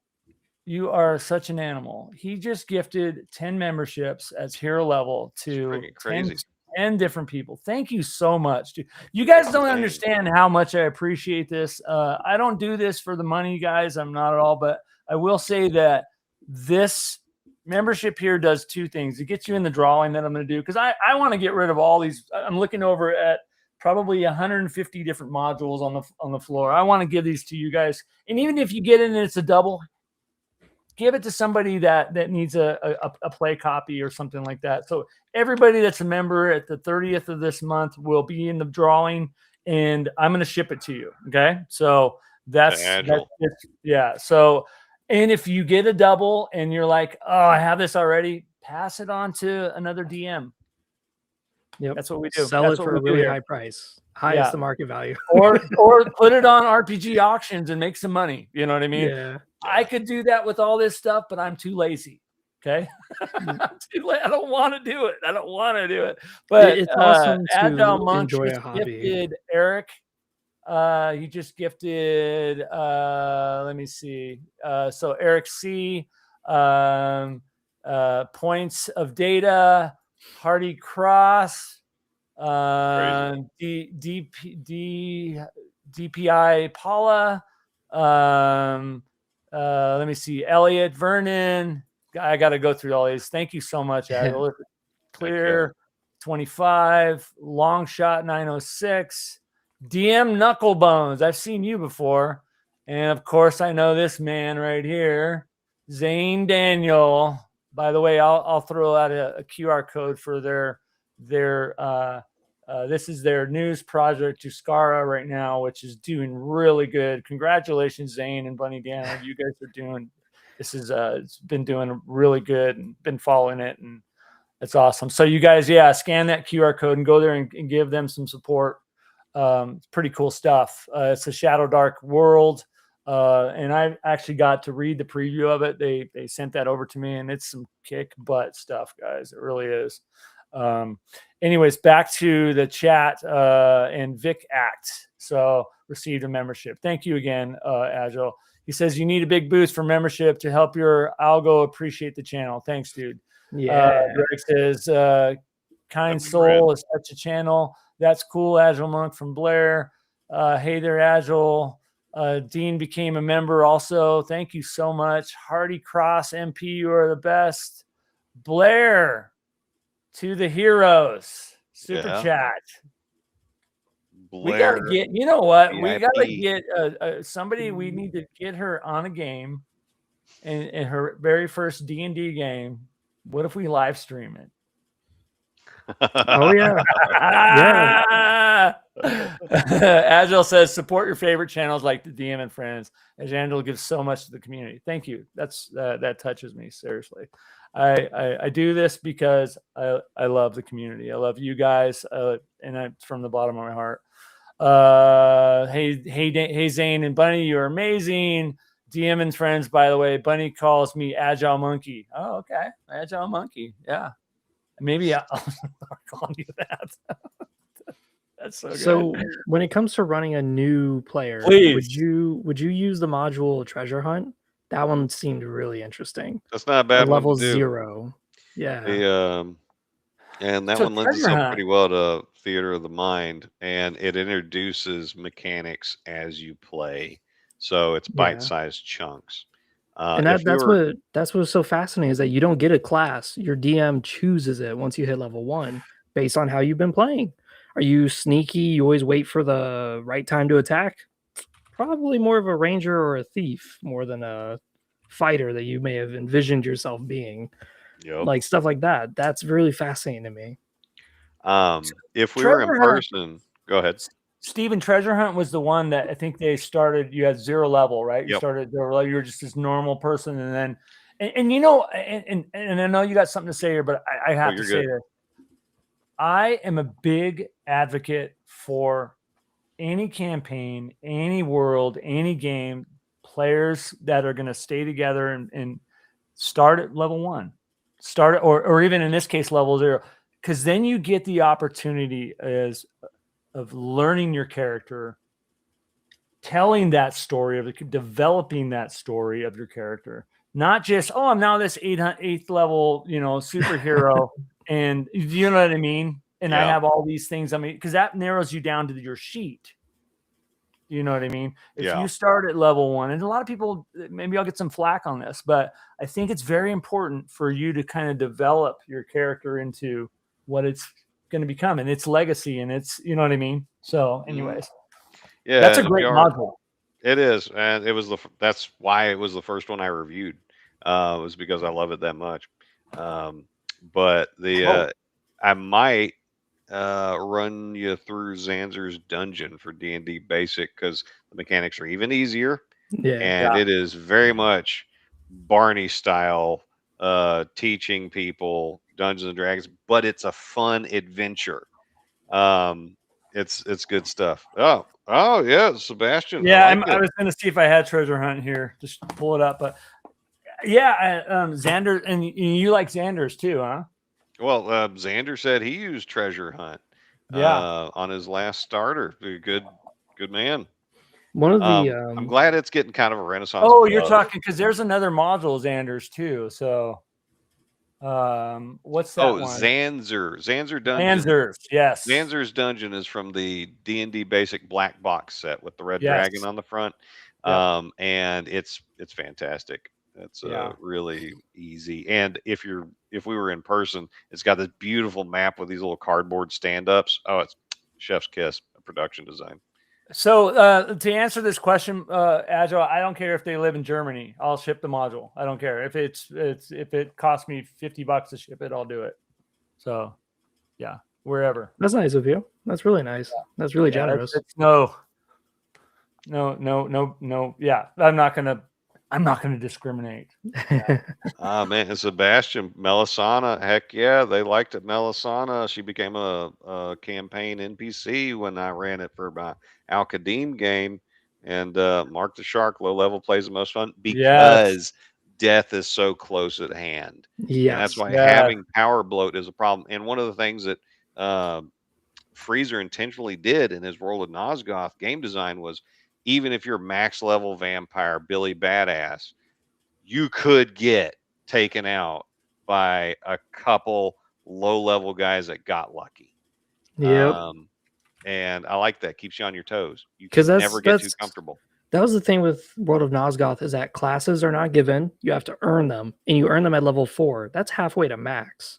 And once you're level 8, there's some advanced classes, but again, they're locked behind requirements. You have to do things. You can't just say, I'm now cleric. Cleric to what? You got to earn favor with someone. And that's just really fun for me, because once you're level 8, you're not done building your character. There's traits. So now, how have you been playing? Have you been just using a two-hander axe this whole time? That gives you a trait that makes that axe do more damage now. Yeah. It's interesting stuff. It's interesting gameplay mechanics. And of course, you could do other things too, like flesh crafting.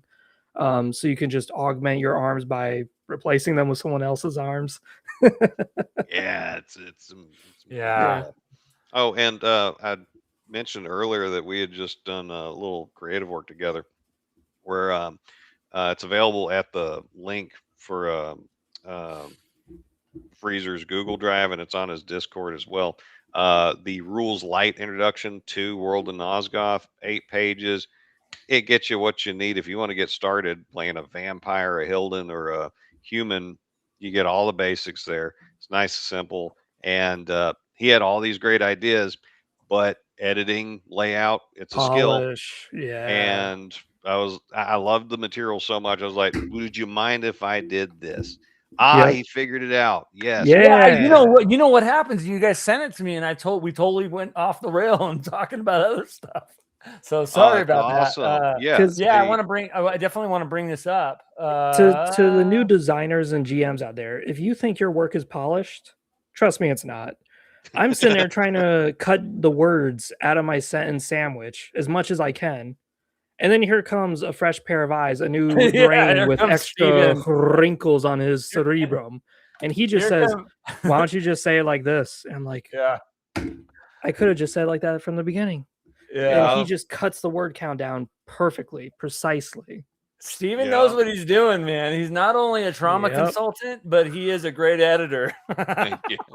Character creation, half a page. Yeah, that's the whole thing, and that's for 3 different effective character classes. Yeah, you got vampires, right, you got humans, and you got the I can't pronounce that. Hilden. Yeah. Yes. Yeah. But that's the thing is that every species plays totally I love differently. It. This is super light. This is great. This is great, dude. That's my goal with game design is easy to learn, difficult to master. Mario, Nintendo 64. All you do is move and jump. How hard could it get? Yeah. Turns out it could get very hard. Now you're diving underneath fireballs, you're jumping 3 different ways. But the beginning, everyone knows how to play it. Everyone. No one doesn't know how to play Mario. So that's my design when it comes to this. Bombs. Oh, yeah. This is something I thought was funny. So for the rules light version, I asked Freezer, what's your intent here? Is this to be like a short reference for the whole material, or is this introductory packet for someone who's never played it and you wanted to figure it out? And he gave one answer, but I think he really meant the other, or a combination of them. But he made sure we had a whole page on the types of bombs you can make in this game. Yeah, that's pretty cool, dude. and they're nasty and they're cool. Yeah. But if you go all the way to the last page, that little chart right there, and I just printed it off.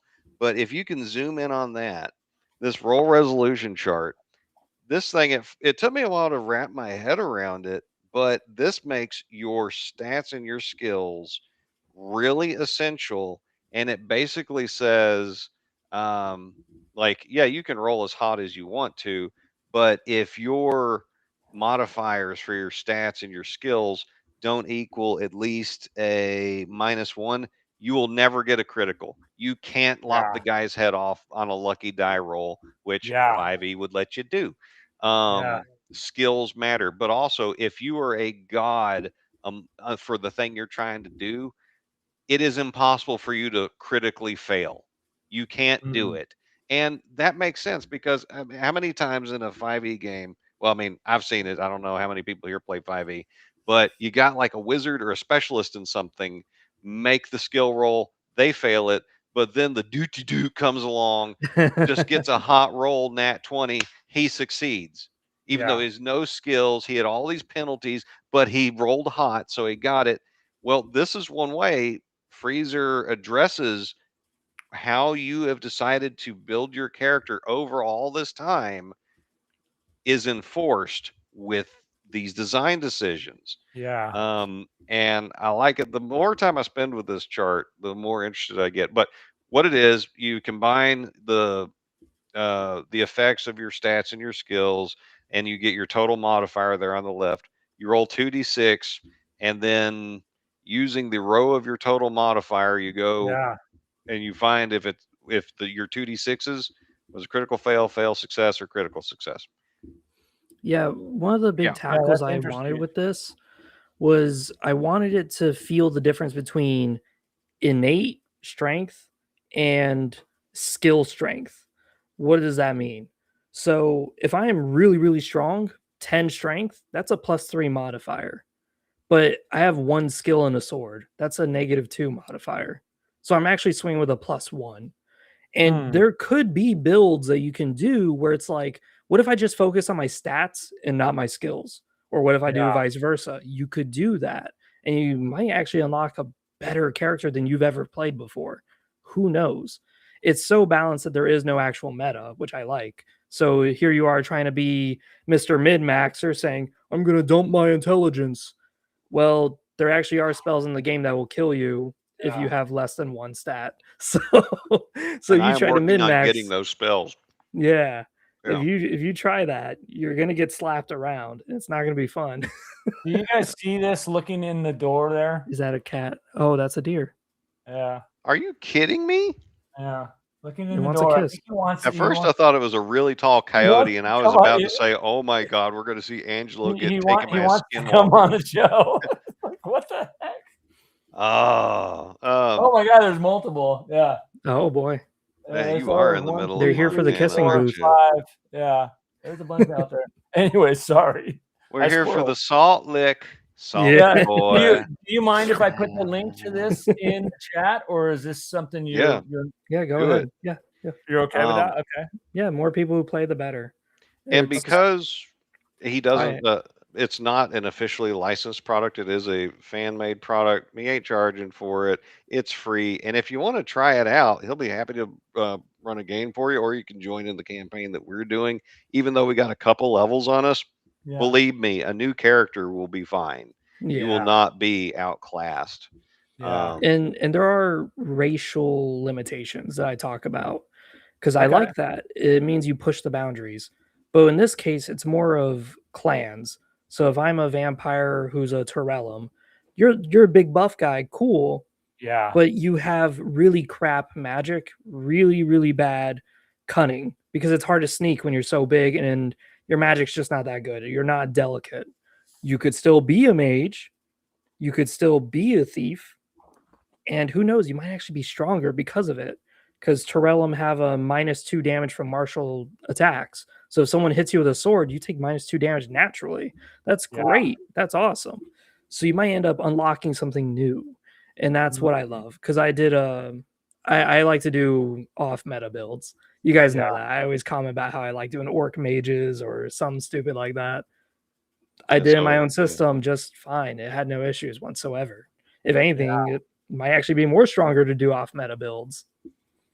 Yeah, and so we did the rules light first just to kind of get a proof of concept of like, okay, we can work together, and we got the essential ideas of the system clarified as much as possible. And at some point in the near future, we're going to tackle the core book, which is like 30-something pages like that, and get into the weeds on it. Now, I do need to be jetting soon.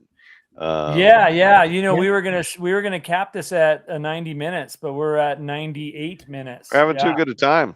Yeah, this is really good that you got the.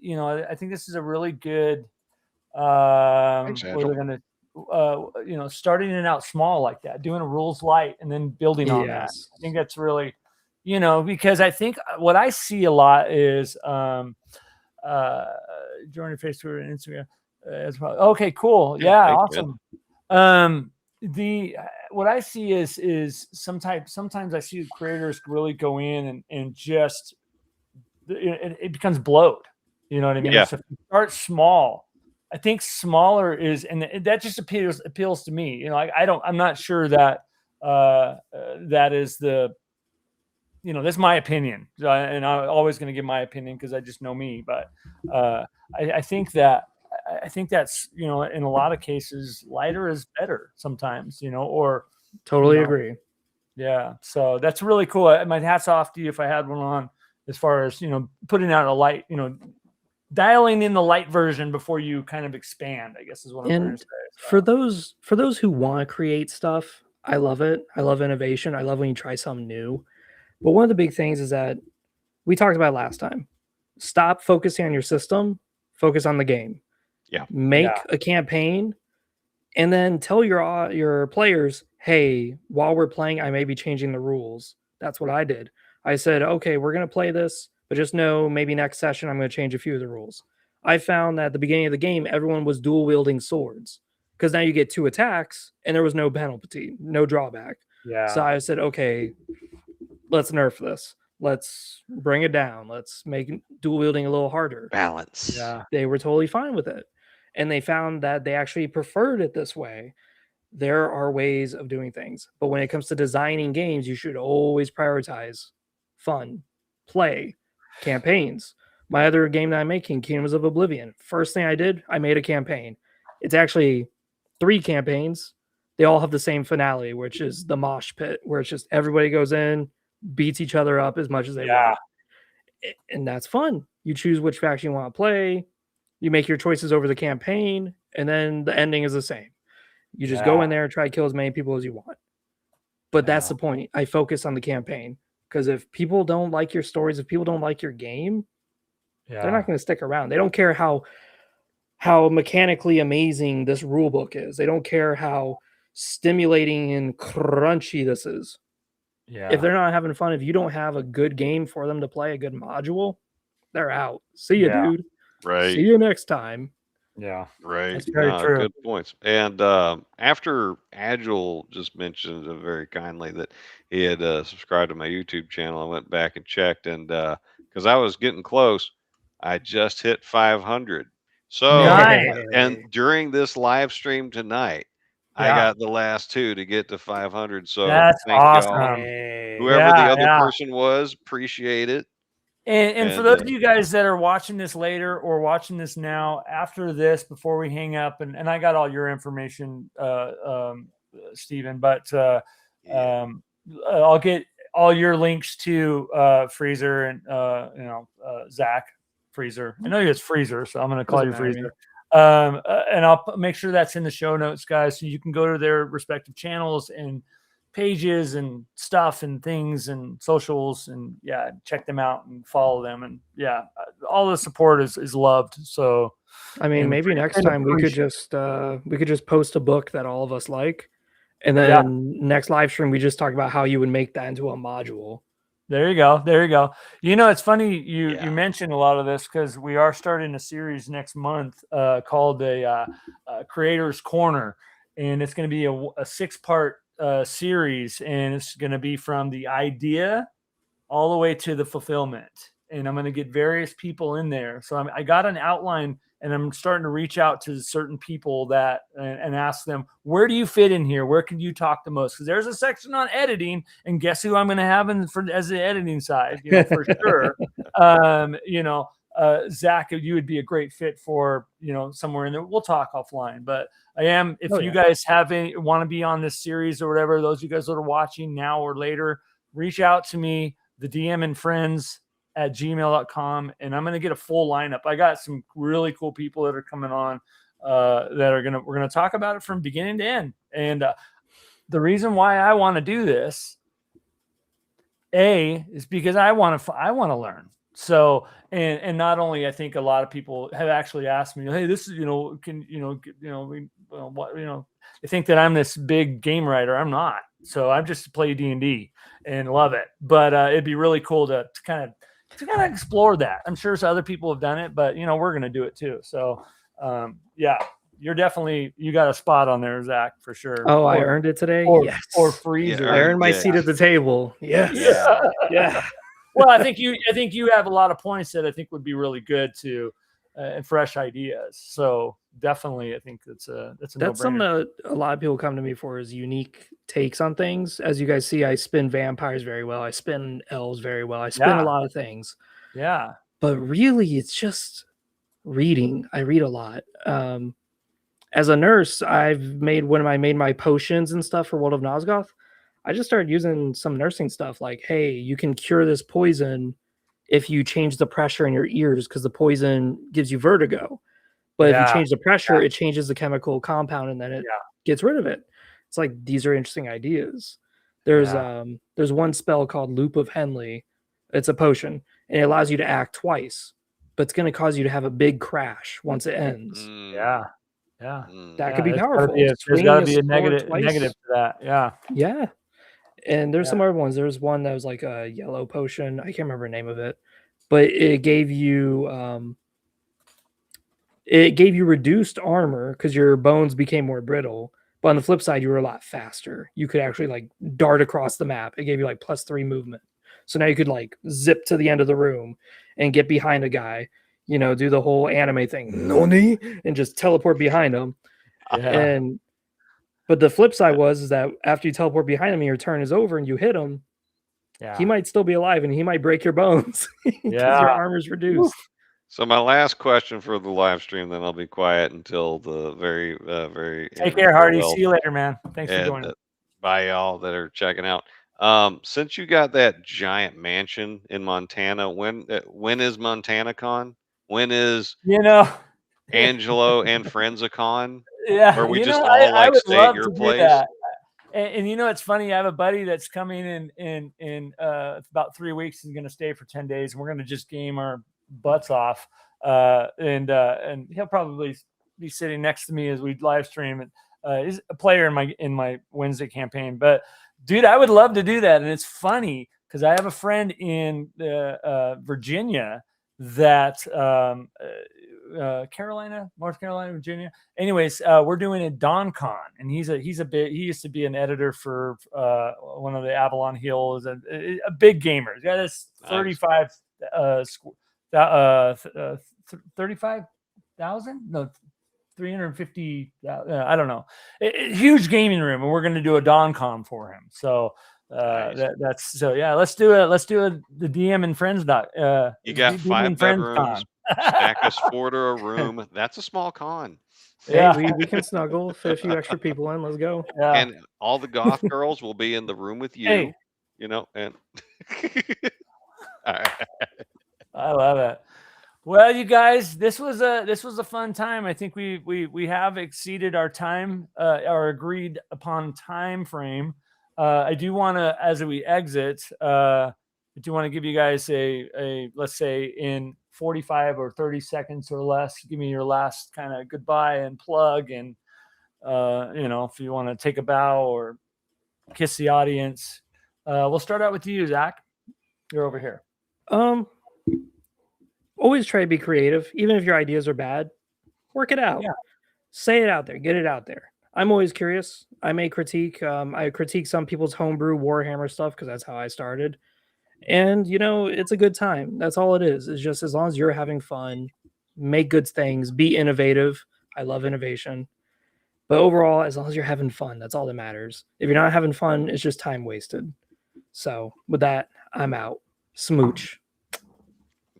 Thank you so much for coming on, dude. I really appreciate it. It was a pleasant pleasure to have you on here tonight. It was, yes, it not was a very, rough pleasure. Not an erupt. Yeah, yeah. So it was very cool meeting you, because this is where I actually met you face to face, and I feel like I have a friend now, another friend. So thank you so much, Zach. Yeah, I mean, I'm more than just a guy who just casts question spells in the chat. You're the best. Yeah. You know, it's funny. You do keep the chat rolling, but I do enjoy our conversations too. So yeah, I've had it before where I've had like 70 people watching my stream, and I'm over here jiggling, jumping, dead chat. No one's talking. Yeah. I'm saying the craziest mind-dropping lore. Yeah. Dead chat. Kills me. So not this chat. This chat is friendly. Yeah. We have some good participation on here. It's really fun, and that's kind of I really love it. So Brass, good night, dude. See you later. Another guy who's been here from the beginning. So Blur, of course. Have a great night, guys, and welcome to our new heroes. Yes. So Steven. Yes. Yeah. So Steven, talk to us. I know you're probably got to get up early in the morning and go to work. What time is it? 3 a.m. over there? It's 9:49. I'm in Central Standard Time right now. Oh, you're in Central. Yeah, that's where I'm at. But no, you're not in Florida. Okay, I didn't know. No, that. I am in Florida. The Western Panhandle is Central. But people always think I'm Eastern. You were down further. No, Pensacola, baby. But Okay. no, it's been a great time, Anyways. folks, in the chat. Thanks for pushing me over 500. I appreciate it. That's awesome. Yeah, of that's you. awesome. And I hope you enjoy the content, and I hope you enjoy Angelo continuing to work me like a rented mule that he has no intention on getting the deposit back on. Yes. Yes. So, Yes. and this weekend I'm going to be catching up with dear friend Ryan Howard, designer of the Rakes Codex of Nighthaven Volume 1, which I also reviewed and loved, edited on that, and see what he's been up to. I know he went to PageCon, and I want to catch up with him there. And my friend Patrick Dwyer of Dead Game Society, big traveler guy, because I want to get him to give me a con report for Total Con this year. Total Con's awesome. Nice. And I want to get back, but I haven't been able to make it yet. So he's going to give me the skinny, and then I'm going to share it with folks. Yeah. Yeah. Sebastian, take care, man. It's really great to hang out with you too. Yeah. Stephen, are you going to be able to make it to, I mean, without revealing anything, you're going to be able to make it to North Texas this year? Thanks, Jason. Appreciate it. Yeah. Well, if I answer that, then I'm revealing something. So Yeah. So you'll be there. Okay. Yeah. Stephen's interviews with Ernie are gold. They really were. So thanks, man. yeah. And keep spreading them out. Let people know about, help educate people on Ernie. He was an important figure in the hobby. Yeah. And a sweet guy. So don't let his story be forgotten. Stephen, do me a favor and share the first one on the DM and Friends Facebook page. Okay, you can do that, and I'll that'll be I got a good. And I'll playlist. share it. Yeah. Share the playlist. You can do one, and then next day, or however you want to do it. I don't care. I'm not gonna try to tell you what to do, but that would be a great place to share it out because they're starting to get a little visibility there too. So yeah. But anyways, yeah, thank you guys both for coming on tonight. I know it's getting late over there. We need to wrap up. Let me rant for about, I get double the amount of rant time. Okay, so I'm gonna go 45 plus 45. All right. I want to thank everybody from the bottom of my heart for being here tonight. This is what I love. I love the gaming community. I love you guys. And I do this because exactly what I just said. So this is so much fun to talk about the things we love, which is gaming and the ideas and the camaraderie and the friends and all that stuff. So I appreciate you guys all being here from the bottom of my heart, all the chats and everything. It's so much fun to try to keep up. And sorry if I missed a lot of you guys, but anyways, this weekend I will be heading, not tomorrow. Yeah. So Saturday morning, I'll be driving all the way to LA. So imagine that long drive and then coming back on a plane on Monday. So we're not going to have a live stream on Monday. I'll make it up somehow during the week or on the following weekend. But yeah, I'll be doing that. And I am going to hit the crap table as well. I'm on, I will stop in Vegas. I will be alone. So, wish me luck. I hope I don't get in trouble because I have the tendency to. No, I really don't. But anyway, so yeah. And I got a video coming out tomorrow morning that has to deal with player choices. Do you go right or do you go left? And it's going to be a kind of an interesting video. And then Monday with my collaboration video with Eric Tenkar, we talk about, it's part 2 in a series of applying pressure in an old school game. And this one's going to be about wandering monsters. The torch goes out. What comes? Wandering monsters come. So check that out. And put a comment in there too. Like, tell me about your experience with applying pressure in your games, old and new school, pressure on other people, outside of game, whatever. Let's talk about pressure. So yeah, good videos, man. I watch them all. Yeah I like the bounty hunter NPC. I like that a lot, dude. That is an actually pretty cool class if you can figure out how to put that in your campaign, collaboratively with other player characters, because they are kind of solos, but I could see them in a gaming group. I really could. Or they have such a wide variety of skills. They're trackers like rangers. They're cunning like thieves, but they're brutes in combat. They will mess Yeah. you up, and it's like it really does deserve its own class. It's so good. It's so oh my god, it's so good. And So your if video is you- really nice. I liked it. Yeah, You you ever know, wanted to play Raising Arizona, the RPG? Now you have the bounty hunter to kidnap the baby. Yeah. And I'm done. Yeah, and you're done. All right, get out of here, get to bed. You got to get up early. You guys, thank you again. Like I said, this has been a lot of fun. We'll do it again. And you guys take care of each other and game on.